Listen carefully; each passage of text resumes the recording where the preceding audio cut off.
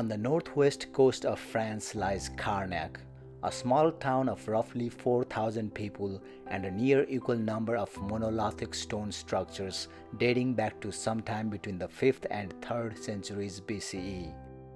Known as the Carac Stones, the 3,000 or so stone structures range in size from 3 to 25 feet tall, with many of them weighing several hundred tons.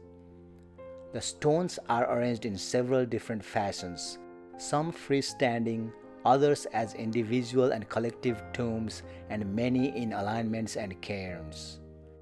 It's clear that the stones had been arranged purposefully, but researchers are unsure about what the purpose was exactly.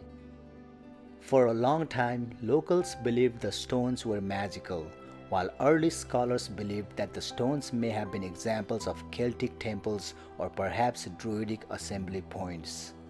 Some think they may have been celestial maps, and one tale even tells that the stones are the petrified bodies of a Roman army who had attempted to attack a local saint. Experts, however, believe that many of the mounds are burial sites that also serve as territorial markers and were erected by a pre-Celtic culture sometime during the Neolithic period. The general scientific consensus holds that the seemingly random stone arrangements may in fact indicate processional walkways and sacred spaces. Despite the theories, we still don't have any true answers about the people who erected the stones and any theories regarding their purpose.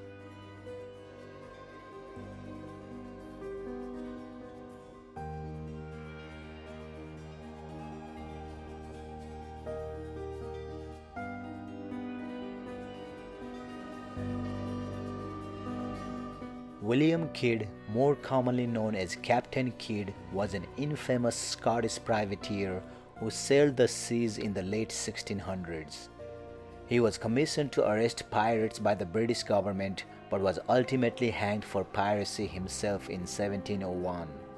Before his death, Kidd captured and robbed many ships, but the one that got him in trouble was the Quetta Merchant, a Moorish trading ship loaded with gold, silver, silks, and many other treasures from India. Kidd claimed it was a legitimate target, given it was controlled by the French. But the ship had an English captain and Indian merchandise, and the Mughal emperor at the time threatened to close off trade routes for the East India Company in response.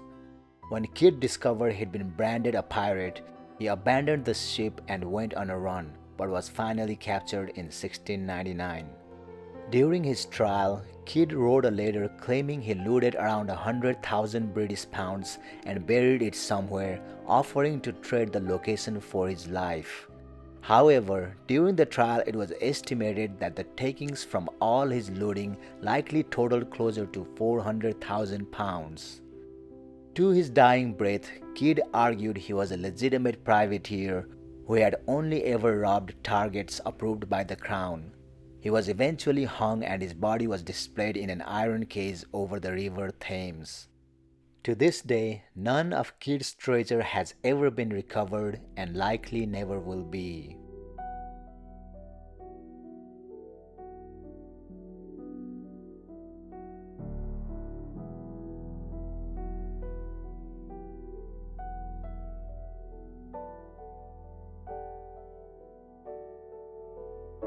Writing in the 4th century BC, the Greek philosopher Plato told a story of a land named Atlantis that existed in the Atlantic Ocean and supposedly conquered much of Europe and Africa in prehistoric times.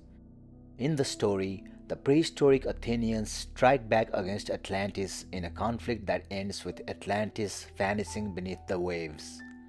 While no serious scholar believes that this story is literally true, some have speculated that the legend could have been inspired in part by real events that happened in Greek history.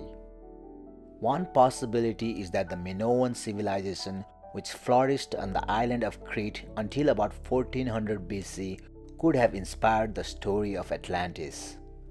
Although Crete is in the Mediterranean and not the Atlantic, Minoan settlements suffered considerable damage during the eruption of Thera, a volcano in Greece.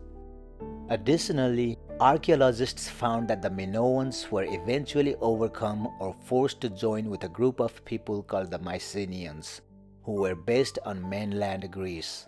It is unlikely, however, that this mystery will ever be solved.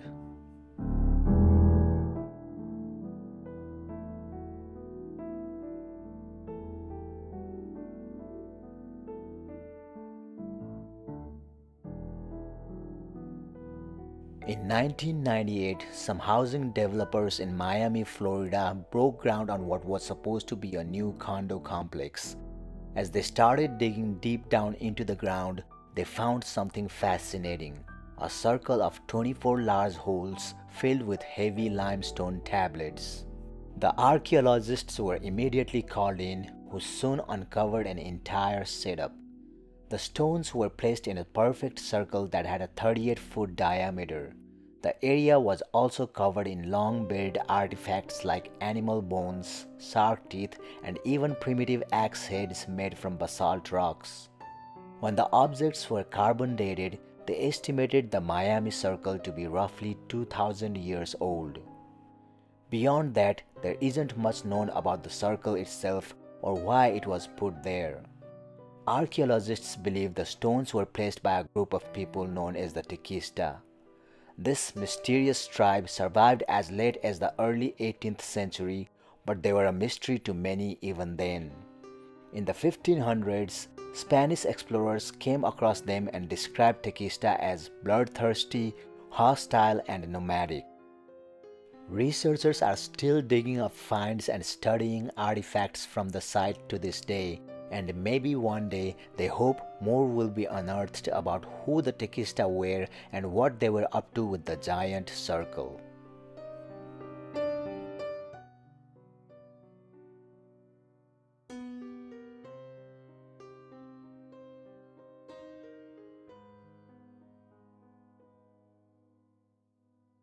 Galgano Giudice was a 12th century Italian nobleman who used to live a ruthless life, robbing, hurting, and killing people in his early years.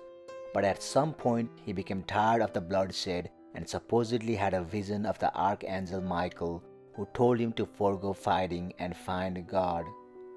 Giudice then traveled to Montesipi and supposedly had another vision. This one told him to drive his sword into a large stone there.